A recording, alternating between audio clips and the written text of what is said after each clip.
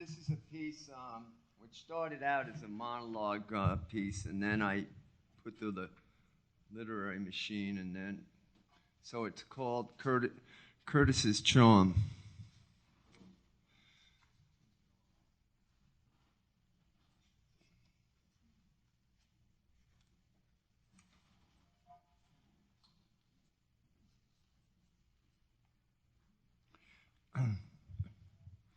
I ran into my old friend Curtis yesterday, way uptown, the edges of Harlem. We had been on a drug detox program many years ago, long before they became fashionable and assumed the look of Ivy League campuses. We got fairly tight back then, everyone did in those bleak surroundings. I saw Curtis coming from a block away, heading downtown on Fifth with that cranked, purposeful walk of a purposeless man. He was cutting through the humidity with rocking elbows, auto-cruising on major fear and bad crack, dangerously bad crack, speed lace, steely in want of sedative grace. After asking about mutual colleagues from the old days and other musings, Curtis came square up on me with his eyes, serious contact, urgent. The whites of those eyes were yellow as an old sheep's. I envied the man's teeth, however. He asked me if I was in any rush, said that he was involved in a situation which I might be able to help him with. "You be just who I need talking to right now," he spoke, just above a whisper. We crossed Fifth Avenue and walked down the stairs leading into one of the secret jewels of Central Park, the Conservatory Gardens at 105th Street. All the flowers were blooming full. All the benches were empty, except for a suspicious park worker grooming the curve of a hedge with huge, brutal shears. It seemed we two were alone.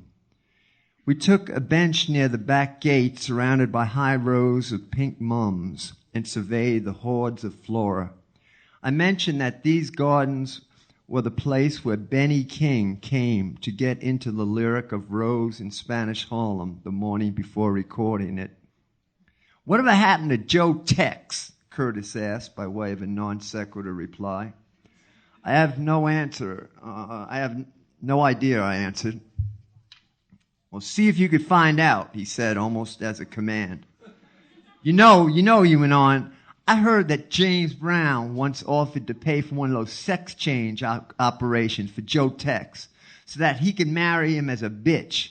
He said he loved Joe's voice so damn much that he wanted to get down with him. But not like a faggot, dig, James is on this religious trip. He wanted to marry him so that everything be all right in God's eyes and shit. You ever hear that story, man?" I hadn't, but said that I had. More than once. Then Curtis shot me another look that said it was time to cut through the chit-chat. The guy with the giant shears was getting closer. The sound of his furious snipping kept getting loud and frightful in the silent, sweet-scented air. Curtis is badly troubled. He's in a place where, for once, his street smarts and weaponry just don't fit in or do any good.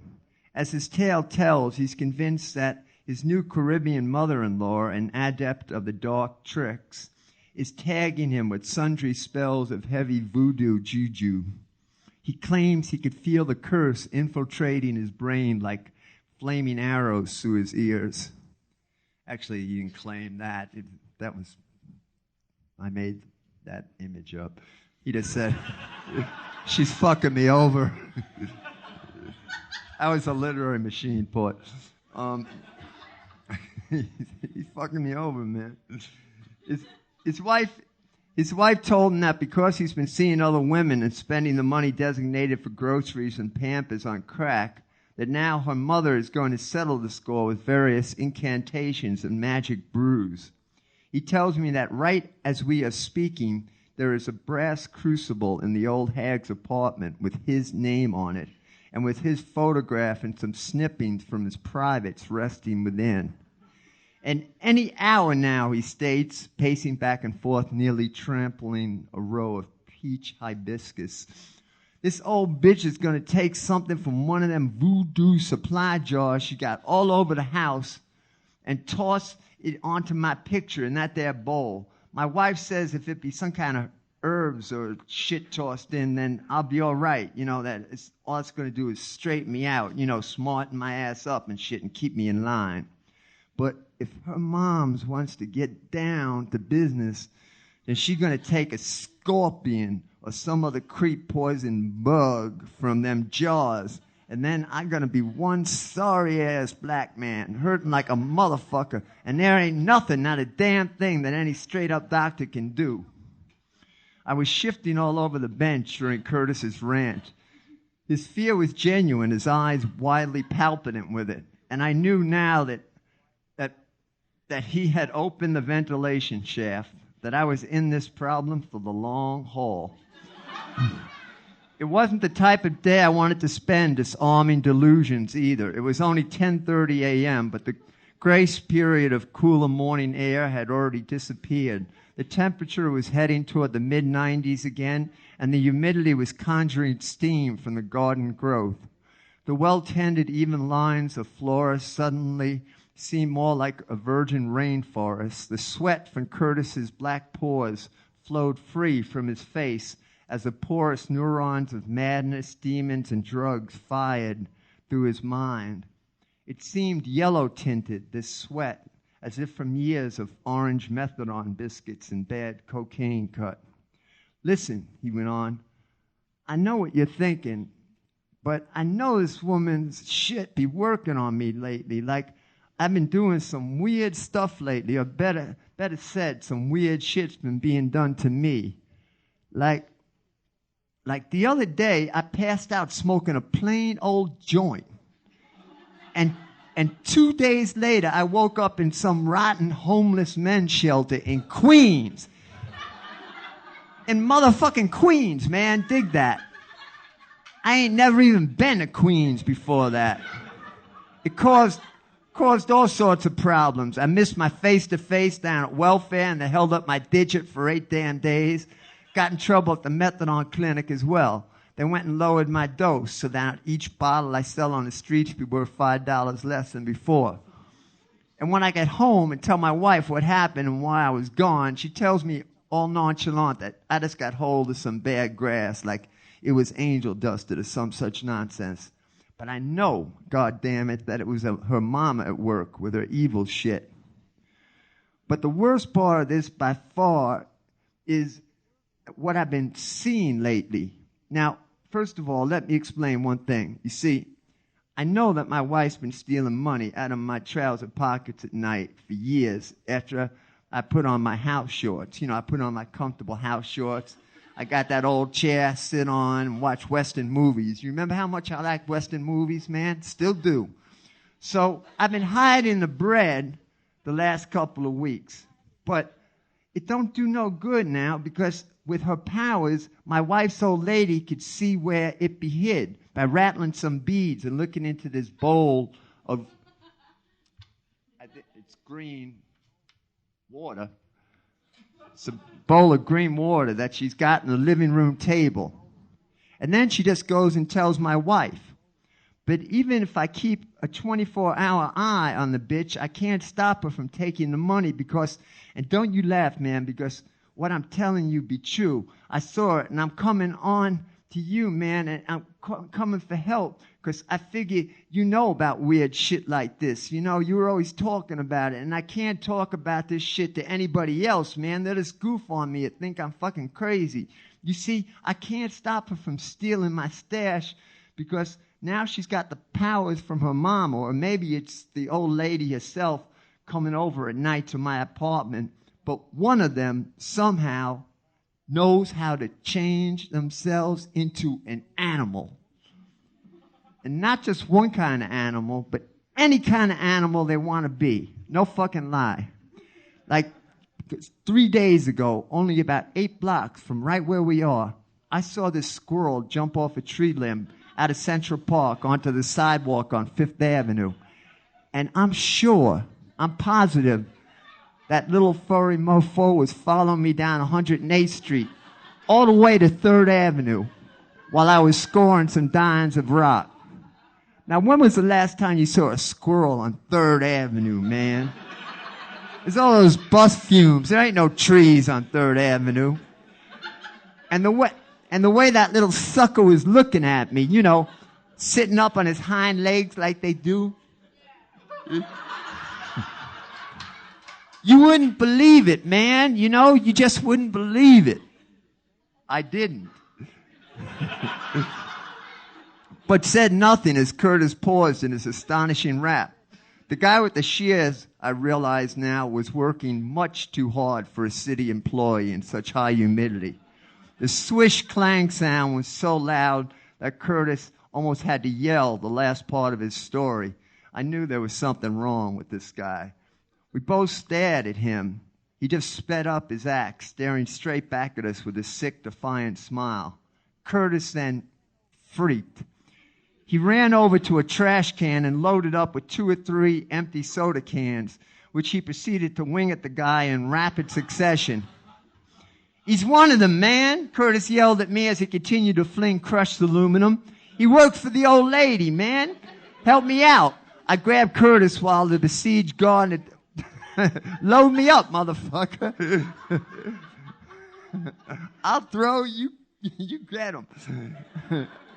I grabbed Curtis while the besieged gardener ducked out of sight behind a hedge and led him out the back gate. We ran up a hill and over some rocks, finally collapsing in total out-of-shape exhaustion on a grass patch beside a secluded path. I'm sorry, man," Curtis spoke in half breaths. "It was just that I didn't like the way he smiled. It was evil, you know? I think he was just maybe a cop, Curtis." My voice flared up. You know, he probably just thought we were getting high, you know? White guy, black guy up here. You got to control yourself, man. "Well, you're most likely right," Curtis looked up, all settled in a crouched position now, wanting back my full attention. "Well, fuck that dude anyway. Where was I?" "You were being spied on while purchasing drugs by a squirrel," I answered.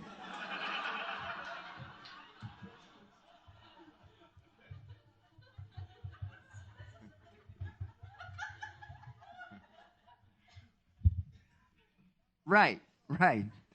But that was only the start. He took a look around, then continued. He took a look around, then continued.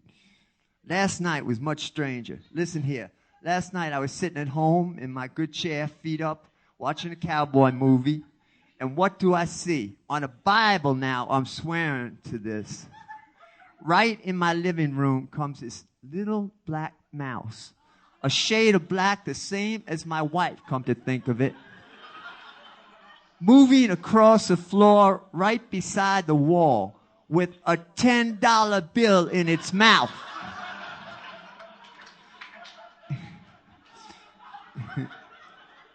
It was stopping after every 10 feet or so, looking around all sneaky like a thief or something, with a $10 bill in its motherfucking mouth, man. And it was coming straight from the direction of the loose plastic bricks at the bottom of the phony fireplace where I've been hiding my money. I looked over at the brick and could tell it had just been moved, just a tiny crack, just enough for a little mouse arm. So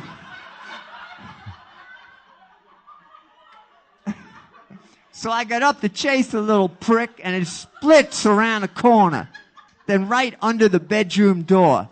I fling the door open immediately, but it's gone, nowhere in sight. But my wife is just laid out on the bed, all naked and chilled, with a big shit-eating grin on her face. I know she had that $10 bill stashed somewhere, and I know the only reason she'd be naked was because she just changed back from being a mouse and didn't have no time yet to put something on. I mean, she don't walk around naked in the house. We got 3 kids. So you tell me, man, can her mama or anyone have the power to change someone into a mouse or a squirrel? You tell me, man, because if the old bitch can do that, then I know any curse she puts on me is going to work, and my butt be burning.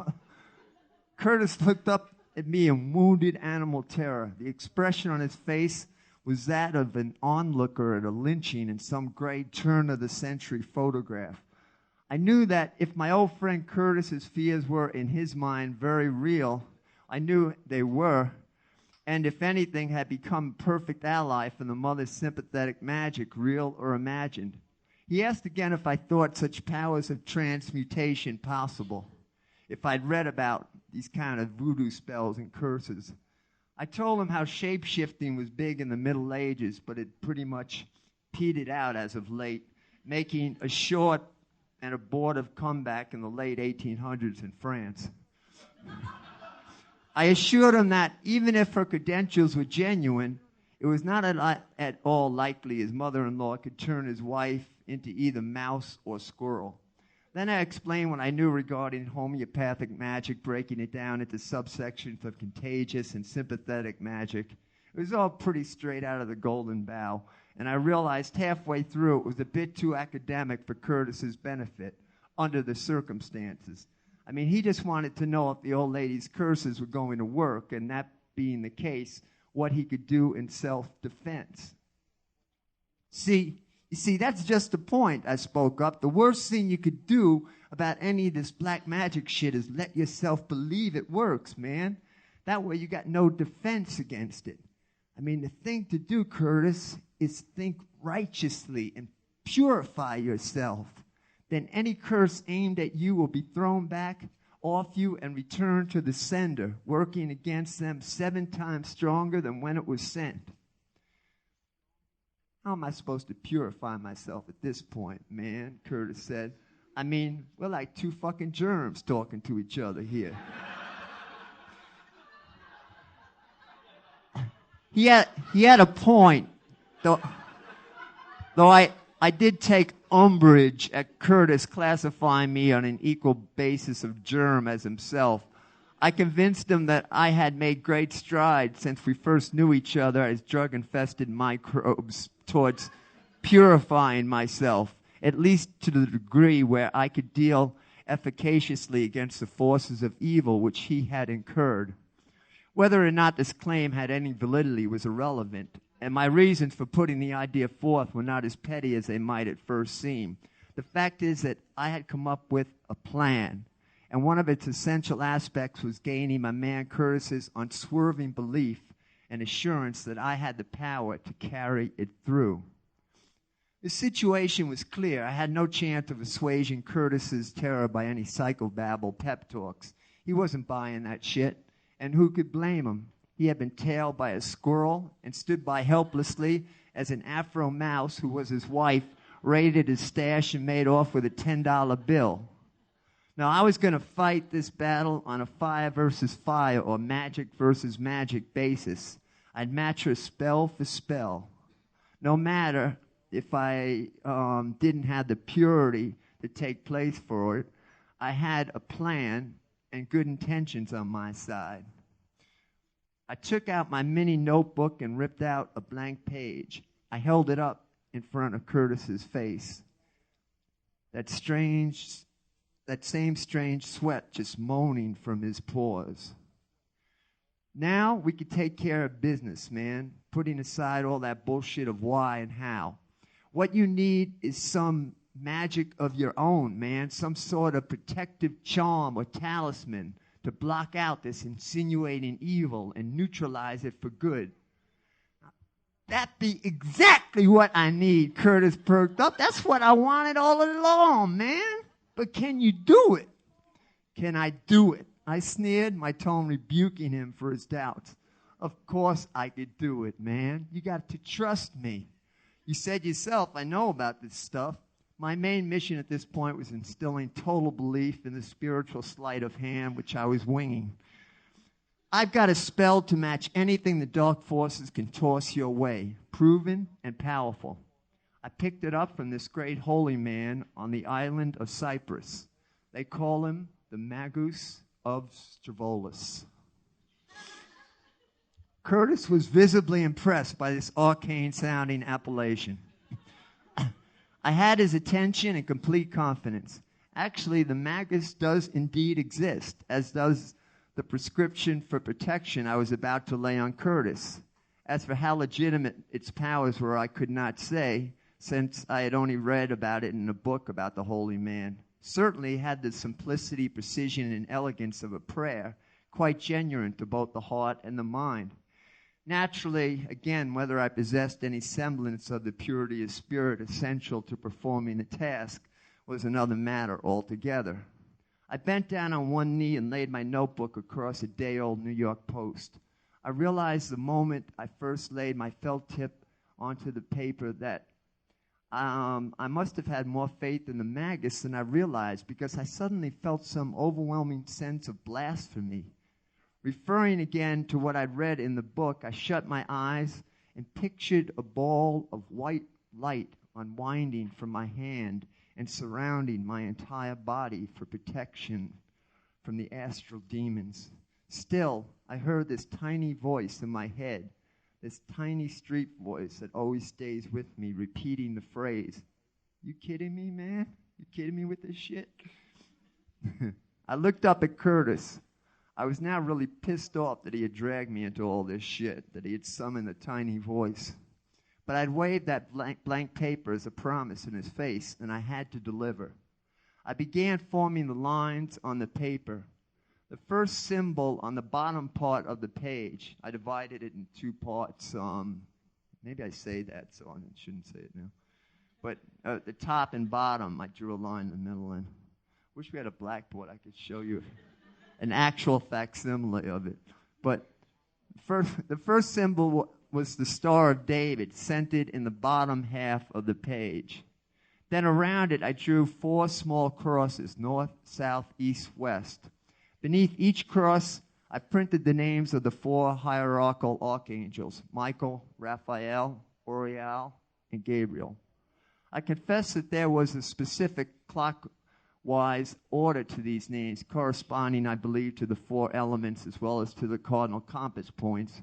But I couldn't remember who went where, so I just began with Michael on top and then continued randomly from there. Actually, Michael should have been on the bottom. That was the bottom half of the charm. It was sort of a preparatory incantation, a kind of spirit battery. I held it up to Curtis. This is a source of power.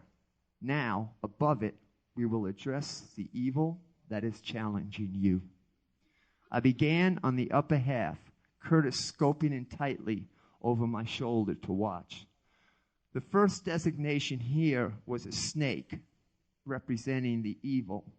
Up until now, everything was straight, basic lines and letters, but this required some slight ability of basic draftsmanship, a gift which I have never come near possessing. Nevertheless, I got on with it, and the result seemed satisfactory enough to me. It was a snake. As I lifted the pen a moment from the page, Curtis snatched the paper up and held it between us, his hand trembling with rage. "What you drawing a picture of a cock for, man?" he exclaimed vehemently. "I thought that this be good magic, holy and good, and you're drawing a dick, man."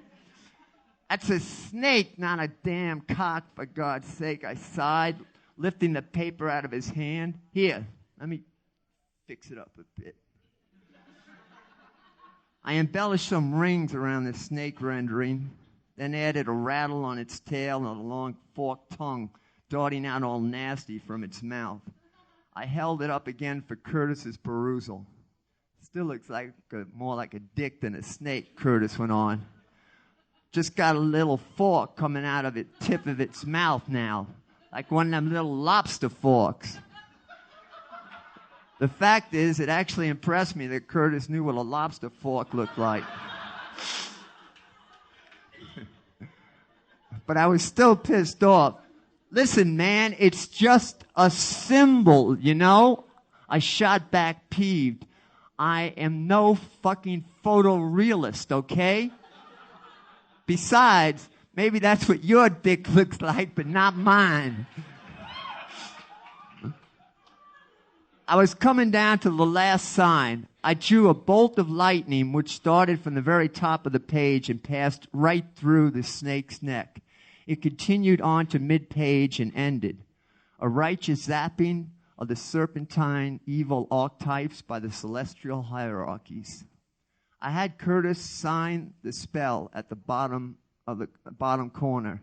Then I folded it in a series of elaborate angles. It was supposed to wind up as a neat, tiny pyramid of paper, but it came out looking more like some prehensile bad Coke bindle. No matter, it was close enough, and Curtis accepted it with a great reverence and relief. He started to dance. "Now I got the mojo, man. Now I got the mojo," he exclaimed, placing it in his pocket. "Don't flaunt it, Curtis," I told him. "Don't flaunt it, man. This is protection. You don't use it against people. By the way, according to the Magus, you have to take that to a church and sprinkle a little holy water over it. That's very important. Any Catholic church carries this stuff right in the back." Episcopalian? I didn't say that. Whatever the real potency of the Magus' diagram, its effect on Curtis was exactly what I hoped for. His faith in the folded charm was absolute. His hands kept caressing the pocket which held it. I myself was wiped out, wanted to get away from there and soak my brain into something fresh and forgetful. We came out of the park at 98th Street and 5th. Curtis split uptown, turning around after every 20 feet or so with some new gesture of thanks.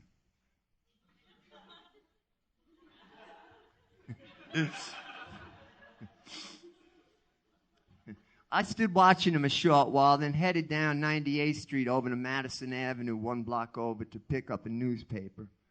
Finally free of Curtis's presence and concerns, I was swamped with speedily vacillating thoughts and feelings during the 1 block walk.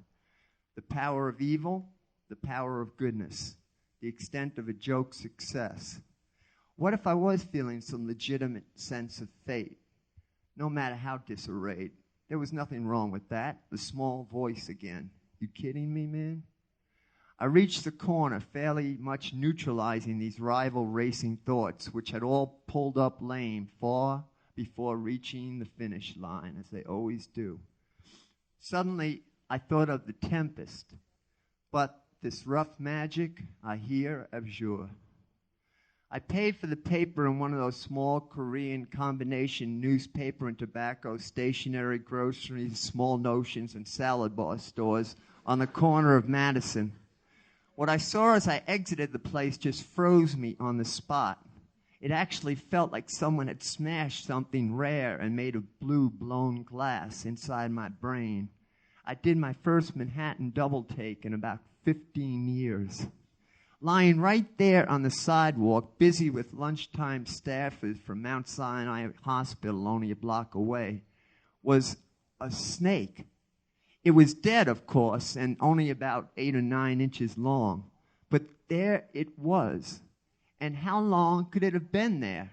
Certainly no fastidious, eagle-eyed Korean merchant with a staff of 14 relatives would allow a dead snake to linger very long right in front of the establishment. Question: when was the last time you saw a snake in Manhattan? I mean, I grew up here, and I've never seen a snake on a sidewalk, not in any borough, including Staten Island. I've never seen one in a park either. In all my years walking New York City, this was the first snake I'd seen. At this point, I'm not buying any notion of coincidence. Snake in Magus's instructions, snake in drawing, snake on sidewalk 1 block away. I moved over and checked closer. Once again, the blue glass rattled in my brain as I saw how it had been killed. Its body had been severed right at the neck. Only a few strands of fiber and sinew held the head together with the remainder of its body, as if someone had taken a heel and ground into it at the neck or something. Well, body of snake on sidewalk 1 block away, sliced straight at neck. Body of snake in talisman, pierced at neck by lightning bolt of occult elemental righteousness. You kidding me? I started to act hyper and strange. I wanted to catch up to Curtis and let him see this scene by himself. I needed corroboration. Apparently, I began thinking I possessed powers from some elect few, great gifts from the psychonoetic realms. There could be money in it. I eyed an empty storefront across the street. I needed Curtis as a witness, however, to pass the word on to others. I grabbed an old Korean man stacking newspapers in front of the store.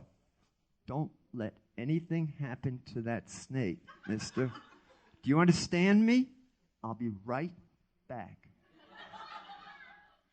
He pulled away and ran inside as fast as he could. Screw it, I yelled, running over and swiping up the filthy reptile myself from the sidewalk. I held it at arm's length before me with both hands, the head in one, the body in the other. It was essential that the two sections didn't come apart now. I ran over to Fifth Avenue and up to 103rd, fingers pointing at me from every direction. Finally, I realized there was no way I was going to find Curtis. Also, complete exhaustion from my run had sobered me considerably. I was a man holding a dead snake with tenderish care on a busy street lined with buses and their gawking passengers. I went a few feet to the park wall and tossed the snake beneath the bush, once again abjuring the rough magic.